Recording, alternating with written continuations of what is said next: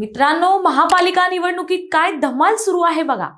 नगरपालिकेत तर भाजपानं चमक दाखवलीच, पण मनपा निवडणुकीत तर भाजपाचे कमळ आधीच फुलतंय, तेही बिनविरोध।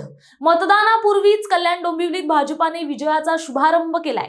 प्रभाग क्रमांक 18 मधून रेखा चौधरी बिनविरोध निवडून आल्यात, तर आसावरी नवरे या प्रभाग क्रमांक 26 क मधून बिनविरोध विजयी झाल्यात।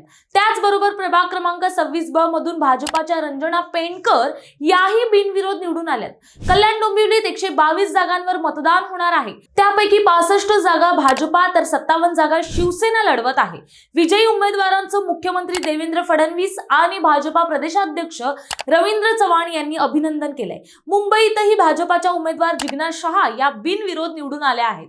बोरिवलीतील प्रभाग क्रमांक 15 मध्ये भाजपाने बाजी मारली आहे, तर पनवेल महापालिकेतही भाजपानं खातं उघडलंय। भाजपाचे नितीन पाटील हे प्रभाग क्रमांक 18 मधून बिनविरोध निवडून आले। तसंच धुळे महानगरपालिका निवडणुकीत भाजपाच्या उज्ज्वला रणजित राजे भोसले यांनी विजयी पताका रोवलाय। त्या प्रभाग क्रमांक 1 अ मधून बिनविरोध निवडून आले आहेत। त्यांनी काही दिवसांपूर्वी शरद पवार गटाला सोडचिठ्ठी देत भाजपात प्रवेश केला होता। हे विजय म्हणजे मतदानापूर्वीच भाजपाच्या बिनविरोध नगरसेवकांचा षटकार आहे।